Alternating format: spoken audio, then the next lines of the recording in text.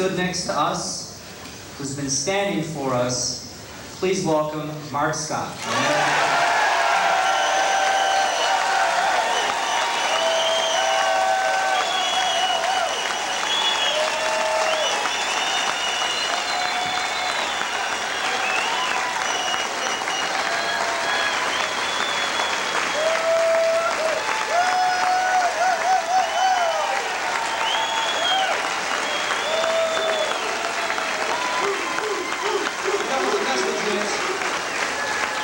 We must do to government.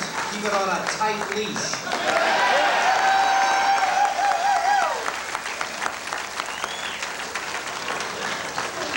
Taking off the walk! Excelsior! Excelsior!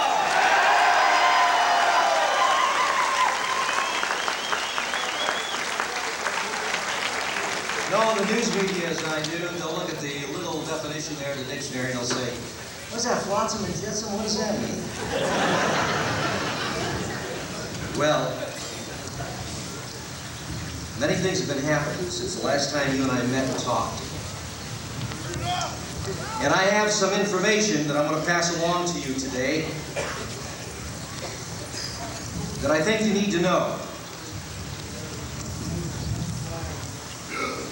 You know of my friendship with Bo Greitz, Colonel Bo Greitz, a real patriot.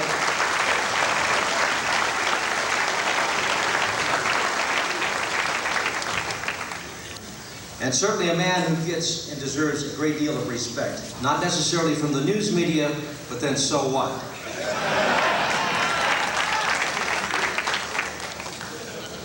And as we started the Branch Davidian Remembrance in Waco, Texas,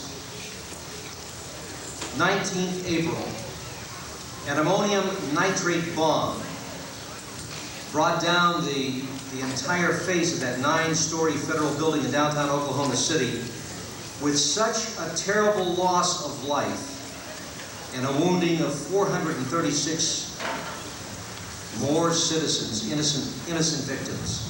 In one word, you can describe that bombing as monstrous. And immediately a connection was drawn between the second anniversary Waco event and the act of terrorism at Oklahoma City. Not to mention that some people were reminded that that was the same date at Lexington and Concord. The demolition was too well planned, it was too well prepared, and it was too well executed to be just an extreme militia, patriot tax protesters' retaliation.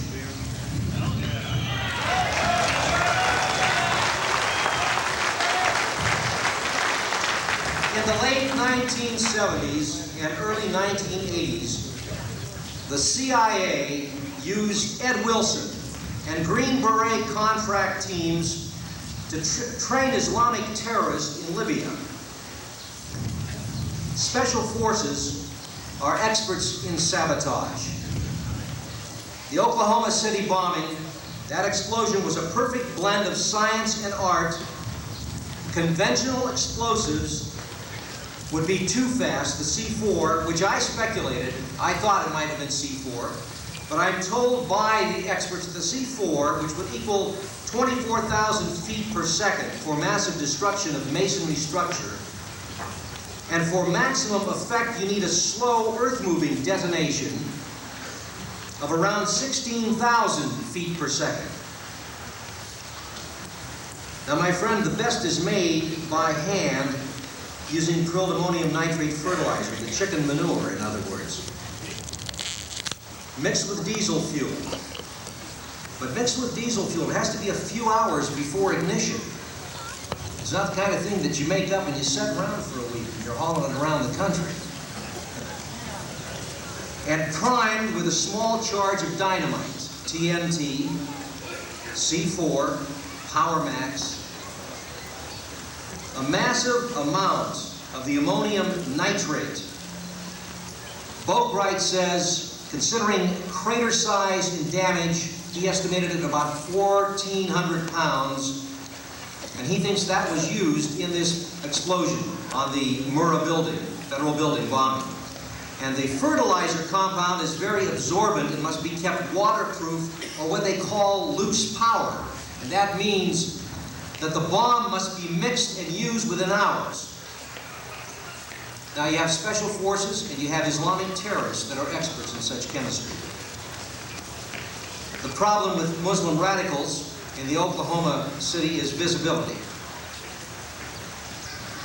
And you can recall in my broadcast, when we first heard about this, the first thing I said was, I don't believe that this is coming from the Mideast at all. And I can remember when I cut my promo for the next day, Michael Packer said to me, "What happened to you?" He says, "Have you lost all your senses?" He said, "You're talking about the possibility of a civil war?" He says, wait, what's going on here?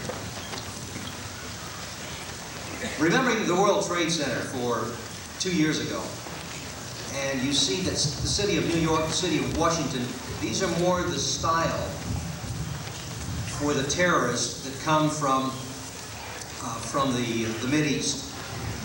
And given that JDL and ADL and watchdog organizations and the United States government agencies who no longer have Soviets to monitor undoubtedly have extensive files on every potential jihad member in Oklahoma. Now they certainly could import the expertise, and there is more than enough fuel oil and fertilizer around to build a bomb in Oklahoma City, but it would be suicide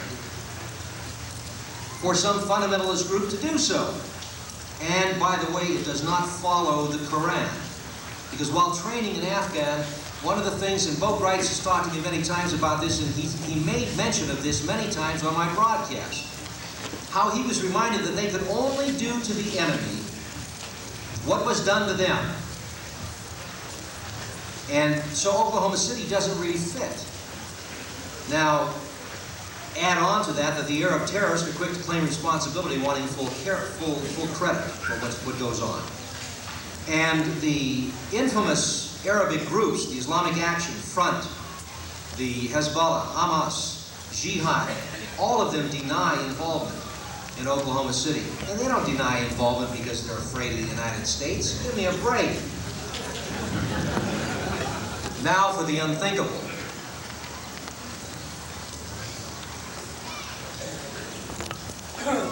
Niccolo Machiavelli, in the year 1532, gave his prince the way to impose an acceptable sanction on the population.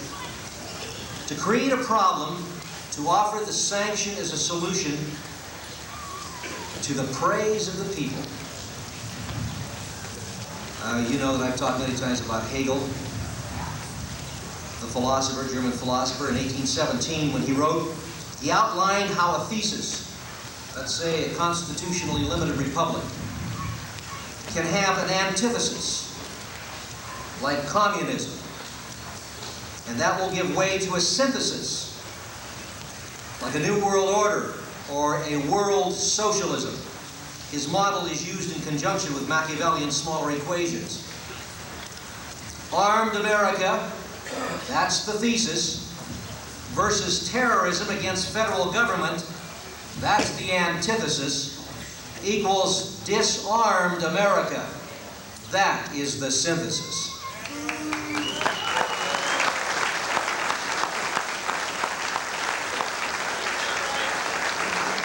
See, total disarmament and dissolution of the Patriot movement is very difficult. It's not an easy thing to do. You can't accomplish it. You can't accomplish it unless... Now, before you rule out the United States government as a suspect, remember that they overdosed America during the Vietnam War in order to pay for anti-communist forces in Laos, Cambodia, that Congress, by the way, would not finance. Recollect Ollie North and his Contra battle? Didn't planes flying guns out of Mena, Arkansas come back loaded with illegal narcotics that hit the streets of Detroit, as well as other major cities in the country?